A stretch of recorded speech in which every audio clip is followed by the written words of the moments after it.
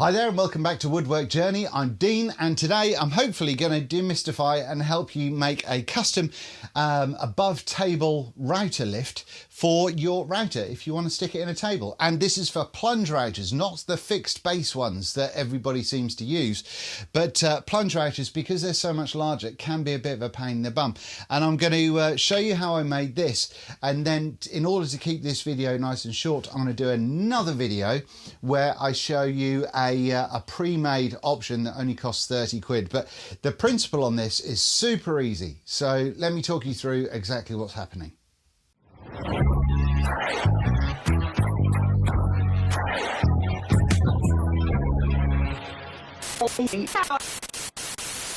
Okay, so this is my testing setup. As you can see, unbelievably professional. Now then, I have got an extension in the router here, which is why it's a little bit taller, but hopefully that's going to help you see it above the table. I can't record what's going on the top of the table as well as showing you this, because I've only got the one camera, but I will do that as well. I'll do that as a secondary thing. So all we've got to do at the moment is turn this bad boy around like so, and the router is starting to come up very, very slowly, but it is coming up. You don't want it to come up too fast, because if you're trying to dial it in, then it can be problematic. But yeah, it's not really any aggro. It's not going on the whiff or anything like that. But hopefully you can see that as I'm doing this, the router is moving up, and we're now poking above the table. Now it's very, very simple, but there is one thing to do with this that confused the arse off me for ages. So I'm going to show you how I made this little contraption to make it all work. All right, and this is me letting it down again, which you can see works with just one finger on there. You could automate this by putting a drill into here with the right bit size and all that sort of stuff, but it's just a chunky old Allen key making it go up and down. Right, let me show you how it was put together. And once again, just for clarity, this was the top of it. I've got the router pinned in underneath there, and this big chunky monkey was the what I was screwing up and down. Okay, so let's just get this out of here. And this is how we're rolling. So let me pull the camera in nice and close for you. Okay, so hopefully this is going to be close enough. What I've got going on here is some M10 threaded bolt. Then we've got a coupler going here, and that coupler is attached to an Allen headed M10 bolt with a washer. Now I'm going to have to take these apart so I can show you it in more detail, but I just wanted to show it to you on this system as it is. And quite simply, these are the pieces that we were dealing with. Don't worry about the two nuts on the end of there. I just did that because it was easier to get a hold of when I was tightening things up. But essentially what's going on is this bar here is going through the depth adjuster that goes on at this point of the router.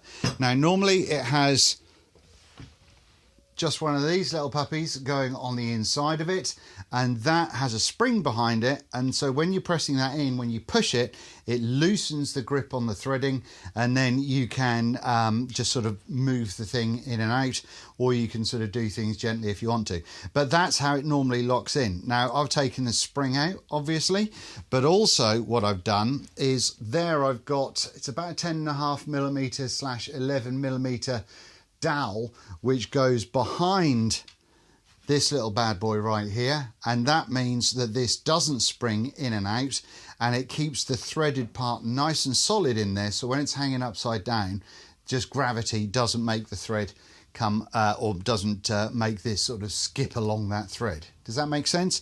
So once we've got this is going up underneath the router, it's threaded on here. If you can find one of these that is the exact thread to what you're using, that's even better. But yeah, so that threads onto that. Then we've got this coupler, and this coupler is just M10 female on M10 female on both sides. So that gets screwed onto one end, like so, and we make sure that we leave a gap on the inside there. We don't screw that all the way through, obviously. Okay, so then we have this bad boy. Now I cut this down. This is a hardened M10 Allen bolt, and I had to cut it down with a hacksaw, but we got there in the end. We need that and a washer. And the reason we use those is because, oh, if we move this for you, hopefully you can see here, at this point right here, that's where the turret was. And when I say turret, if I get another router, this is what I mean, the depth turret, you know, that the plunge goes into. This is the bit that we're replacing here.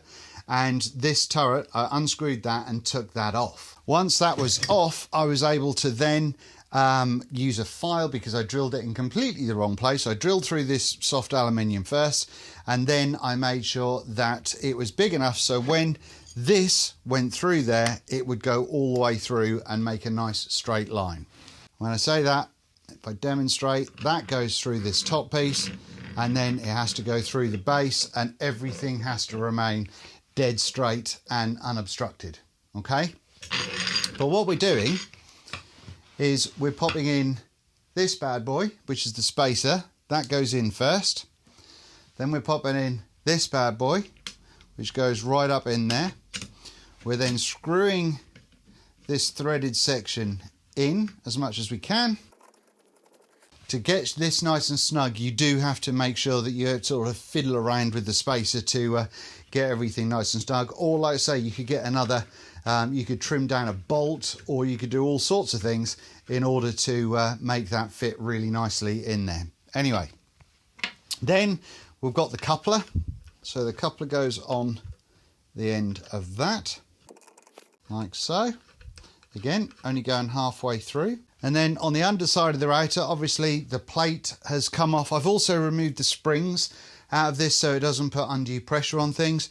But then we've got the bolt with a nice big washer. That goes through the hole that we made earlier on, that hole right there. And then all we have to do is we push these two together. Oh, get them nice and snug, and then we can put the bolt into the coupler as well. All right, now this is why I've got the nuts on the other end of this, because it means that I can then put a spanner on the other end, and then I can put my Allen key in there, and then I can just make sure that we're nice and tight and nothing's going anywhere. Now what that means is that now is going to be our lift. So you can see what we've got going on here. We've got the threaded bar that we did, the M10 threaded bar going through the spaced out threaded piece there. We've got a coupler. We've got an Allen headed bolt going through the top with a washer. That washer stops this going down through the hole. That means that we've got a nice solid grasp on things.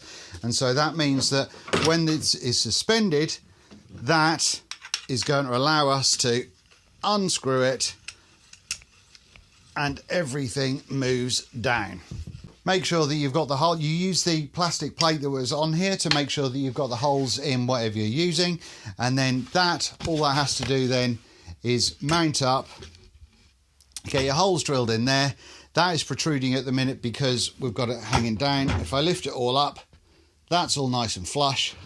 Screw it all together and boom, there you've got an above table router lift. And that's all there is to it. The thing that had confused me for the longest time, for some reason, I couldn't wrap my head around picturing what was going on because I didn't realise that this top bolt has a washer under it to stop this, get the head of this bolt going anywhere. And I'd also tried using, because instead of using that coupler, you could have this go all the way up and then carve it into a sort of a hex for a socket. But then you've still got to stop it from going all the way through. So putting the coupler with the bolt in fixes everything. I'll try and leave links to everything down below in the description if that's something that you want to do. But please do check out the next video that I will be uploading at the same time as this one, because I've got a box just over there that should make all of this much, much easier. Thanks very much for watching, and I'll see you very, very soon. Bye-bye.